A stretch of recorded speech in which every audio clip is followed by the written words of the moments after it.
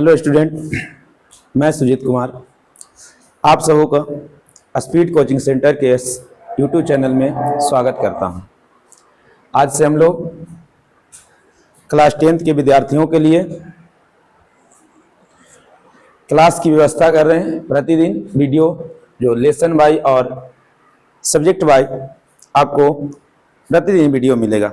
आप लोग का जिस प्रकार का रिस्पांस रहेगा, जिस सब्जेक्ट की मांग रहेगी, आप लोग कमेंट में लिखिएगा और आप लोग जिस प्रकार से प्यार करिएगा, प्यार दीजिएगा, उस तरह से हम लोग और बेहतर करते जाएंगे। जो अगर कुछ कमी दिखेगा उसमें आप लोग कमेंट बॉक्स में उसको बताइए ताकि हम लोग उसमें सुधार करें। तो आज हम लोग फिजिक्स का जो 10th क्लास के पहला लेसन है और उसी को शुरू करेंगे।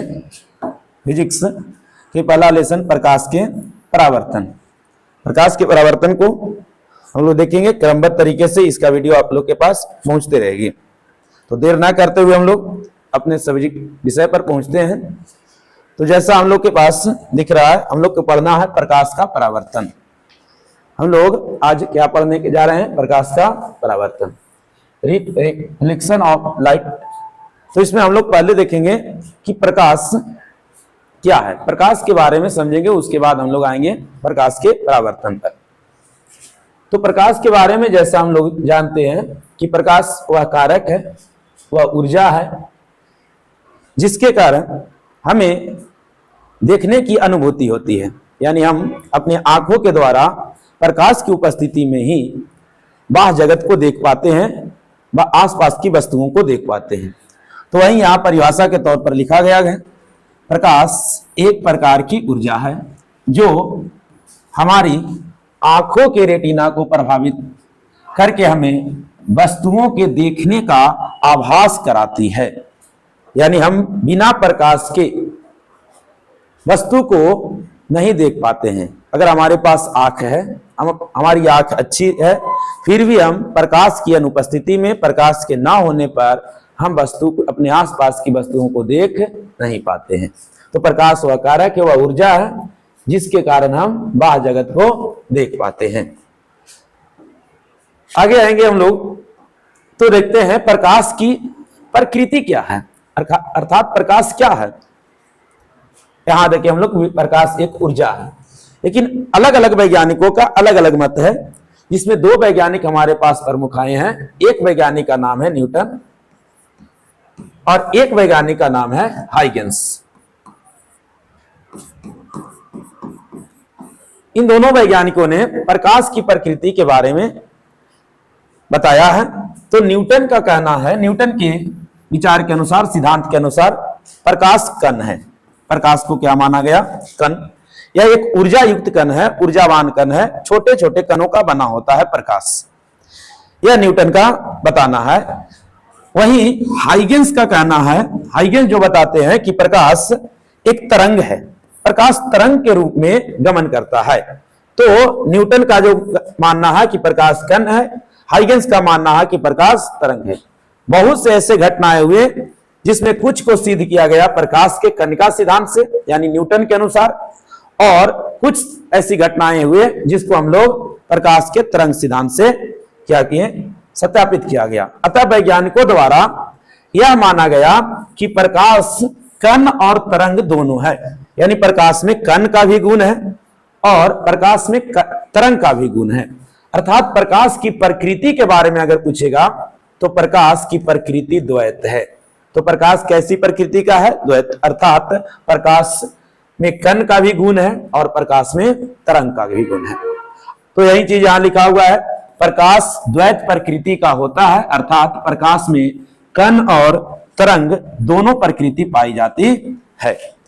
आगे अगर देखें तो हम लोग देखेंगे कि प्रकाश के लिए जो सिद्धांत आया, तो दो सिद्धांत आए। एक सिद्धांत को कहा गया प्रकाश की प्रकृति के लिए सिद्धांत जो आए, उस सिद्धांत में पहला सिद्धांत हमारे पास आया प्रकाश का कणिका सिद्धांत, प्रकाश के कणिका सिद्धांत। इस सिद्धांत को देने वाले कौन है? तो न्यूटन।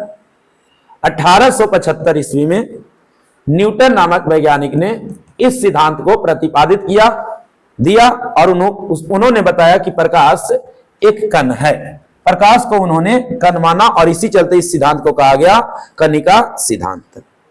तो इस सिद्धांत के अनुसार प्रत्येक प्रकाश स्रोत, यानी जहां से प्रकाश निकलती है, प्रकाश स्रोत उसे कहते हैं, तो प्रत्येक प्रकाश स्रोत से अनंत सूक्ष्म व हल्के कण निकलते हैं, छोटे छोटे कण निकलते हैं, और उन्हीं कणों को हम लोग क्या कहते हैं, कणिका कहते हैं।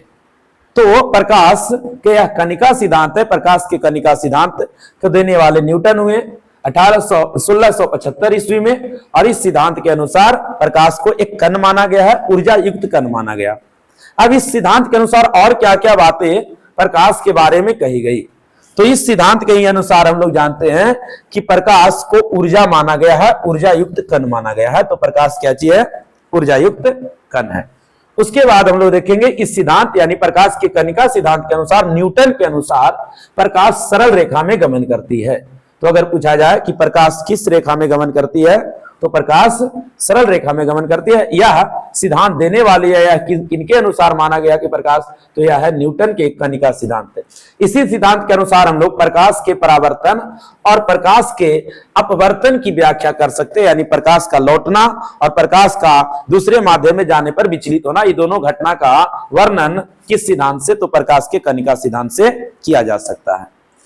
इस सिद्धांत से की जो कमी हुआ, यानी इस सिद्धांत में क्या कमी आई कि हाइगेंस द्वारा नया सिद्धांत दिया गया, तो यह सिद्धांत प्रकाश के व्यतिकरण, प्रकाश के विवर्तन और प्रकाश के ध्रुवन की व्याख्या नहीं करता है।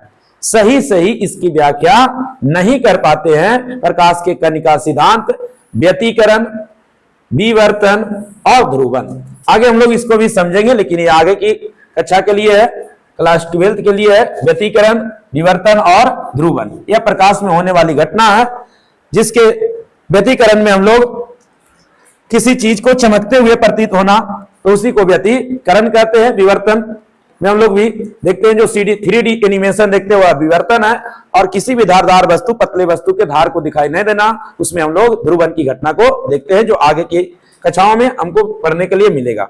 तो हम लोग यहां देख रहे हैं कि ये तीनों घटनाएं की वर्णन न करने के कारण हाइगेंस द्वारा एक नया सिद्धांत दिया गया, और उस सिद्धांत को हम लोग क्या कहते हैं, तो उस सिद्धांत को प्रकाश का तरंग सिद्धांत कहते हैं। यह सिद्धांत आया प्रकाश का तरंग सिद्धांत, जो दूसरा है। इसके क्या प्रतिपादक कौन हुए, हाइगेंस, हॉलैंड के वैज्ञानिक हुए हाइगेंस, और हाइगेंस द्वारा यह सिद्धांत दिया गया 1678 ईस्वी में, यानी न्यूटन के सिद्धांत के 3 वर्ष के बाद हाइगेंस ने अपना सिद्धांत प्रतिपादित किया। यह सिद्धांत के अनुसार प्रकाश तरंगों के रूप में चलता है, जिस प्रकार से तरंग चलते हैं उसी प्रकार से प्रकाश को माना गया कि प्रकाश किस रूप में चलते हैं, तरंग के रूप में चलते हैं। हालांकि तरंग को चलने के लिए माध्यम की आवश्यकता होती है, माध्यम की आवश्यकता होती है।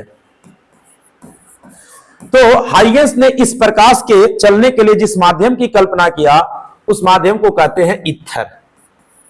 ईथर माध्यम की कल्पना किया कि पूरे इस ब्रह्मांड में एक माध्यम है, ईथर माध्यम, और इसी से होकर के प्रकाश तरंग क्या होते हैं, गुजरते हैं। अगला इस सिद्धांत के से हम प्रकाश के परावर्तन, प्रकाश के वर्तन, व्यतिकरण, विवर्तन और ध्रुवन घटना की व्याख्या सफलतापूर्वक इसकी व्याख्या की जा सकती है। यानी प्रकाश के परावर्तन को भी समझाया जा सकता है, इससे प्रकाश के वर्तन को भी समझाया जा सकता है, प्रकाश के व्यतिकरण को भी समझाया जा सकता है, प्रकाश के विवर्तन को भी समझाया जा सकता है, और प्रकाश के ध्रुवीकरण को भी समझाया जा सकता है। तो यह सिद्धांत सभी को व्याख्या करता है, लेकिन इसकी भी एक कमी है, जो प्रकाश के सिद्धांत, तरंग सिद्धांत जो नहीं समझा पाता है, वह प्रकाश विद्युत प्रभाव। यह घटना प्रकाश विद्युत प्रभाव जो है प्रकाश के कणिका सिद्धांत से इसकी व्याख्या होती है, सिद्धांत द्वारा व्याख्या किया जाता है, लेकिन प्रकाश के तरंग सिद्धांत के द्वारा इसकी व्याख्या नहीं की जाती है। और इस आधार पर फिर माना गया कि प्रकाश तरंग और कण दोनों प्रकृति का होता है। प्रकाश विद्युत प्रभाव को हम लोग आगे देखेंगे। यह एक ऐसी घटना है जिसमें प्रकाश ऊर्जा को विद्युत ऊर्जा में परिवर्तित किया जाता है। उसी घटना को हम लोग क्या बोलते हैं, प्रकाश विद्युत प्रभाव कहते हैं। आगे चल के वैज्ञानिक मैक्सवेल ने, जेम्स क्लर्क मैक्सवेल द्वारा 1873 ईस्वी में यह बताया गया कि प्रकाश एक विद्युत चुंबकीय तरंग है, विद्युत चुंबकीय तरंग है। तो अभी तक हम लोग आगे देख रहे थे, प्रकाश को तरंग बताया हाइगेंस ने, लेकिन प्रकाश को विद्युत चुंबकीय तरंग बताने वाले कौन हुए? तो मैक्सवेल के द्वारा यह सिद्धांत दिया गया, विद्युत चुंबकीय तरंग का सिद्धांत। और मैक्सवेल बताते हैं कि यह प्रकाश एक क्या चीज है? विद्युत चुंबकीय तरंग है। तो यह बेसिक जानकारी जो हम लोग प्रकाश के बारे में देख रहे थे। अब हम लोग आगे प्रकाश के गुण को देखेंगे। तो प्रकाश के गुण में पहला है, प्रकाश ऊर्जा का एक रूप होता है। हम लोग आगे देखें कि यह सिद्धांत किसके अनुसार था माना गया। तो यह हाइगेंस थी, इस सिद्धांत को न्यूटन देने वाले थे। न्यूटन ने प्रकाश को ऊर्जा माना है। आगे बढ़ते हम लोग। तो प्रकाश के और क्या गुण है? तो प्रकाश के अगला गुण में है, प्रकाश विद्युत चुंबकीय तरंग है। अभी अभी हम लोग देखें, मैक्सवेल के द्वारा यह सिद्धांत दिया गया कि प्रकाश विद्युत चुंबकीय तरंग है। प्रकाश सीधी रेखा में गमन करता है। हम लोग कनिका सिद्धांत से इसके बारे में जाने कि प्रकाश सीधी रेखा में गमन करता है। प्रकाश अदृश्य है, यानी प्रकाश को हम लोग नहीं देखते हैं। प्रकाश की उपस्थिति में हम लोग बाहरी दुनिया को देख पाते हैं, बाह्य जगत को देख पाते हैं। तो प्रकाश अदृश्य होता है। प्रकाश हमें दूसरे चीजों को देखने में मदद करता है, सहायता करता है। आगे हम लोग देखेंगे, प्रकाश के गमन के लिए किसी भी माध्यम की आवश्यकता नहीं होती है। यह भी बताने वाले कौन थे? तो मैक्सवेल द्वारा बताया गया कि विद्युत चुंबकीय तरंग को गमन करने के लिए कोई भी माध्यम की आवश्यकता नहीं होती है। और प्रकाश भी एक विद्युत चुंबकीय तरंग है, अतः प्रकाश के गमन करने के लिए कोई माध्यम की आवश्यकता नहीं होती है। अर्थात इस कथन का मतलब यह है कि प्रकाश निर्वात से भी चल सकती है। हालांकि प्रकाश के चलने के लिए कोई माध्यम की आवश्यकता नहीं है, लेकिन प्रकाश हवा, पानी, कांच इससे भी गमन कर सकता है। तो ना भी होगा माध्यम फिर भी चलेगा, और अगर माध्यम होगा फिर भी प्रकाश की कोई जरूरत, कोई दिक्कत नहीं है, प्रकाश उससे भी गुजर सकता है। आगे हम लोग देखेंगे, तो प्रकाश भिन्न भिन्न माध्यमों में प्रकाश की चाल भिन्न भिन्न होती है। हवा में प्रकाश की चाल अलग है, पानी में प्रकाश की चाल अलग है, निर्वात में प्रकाश की चाल अलग है, कांच में प्रकाश की चाल अलग है। तो माध्यम बदलने से प्रकाश की चाल बदल जाती है। सबसे अधिक प्रकाश की चाल निर्वात में होती है, सबसे ज्यादा निर्वात में प्रकाश की चाल होती है। निर्वात में सभी जो विद्युत चुंबकीय तरंग हैं, हम लोग आइए देखिए, जितना भी विद्युत चुंबकीय तरंग है वह सब एक समान चाल से चलती है। और सभी विद्युत चुंबकीय तरंग का चाल कितना होता है? 3 × 10⁸ मीटर प्रति सेकेंड। तो निर्वात में सभी विद्युत चुंबकीय तरंग एक समान चाल 3 × 10⁸ मीटर प्रति सेकंड से चलती है। और चूंकि प्रकाश भी एक विद्युत चुंबकीय तरंग है, अतः प्रकाश के निर्वात में चाल सबसे अधिक होता है। और वह कितना होता है? 3 × 10⁸ मीटर प्रति सेकंड। तो आज के लिए हम लोग इतना तक देखिए। आगे हम लोग कल की जो वीडियो होगा उसमें प्रकाश के परावर्तन से स्टार्ट करेंगे।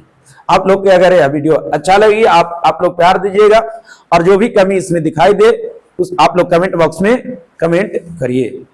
धन्यवाद।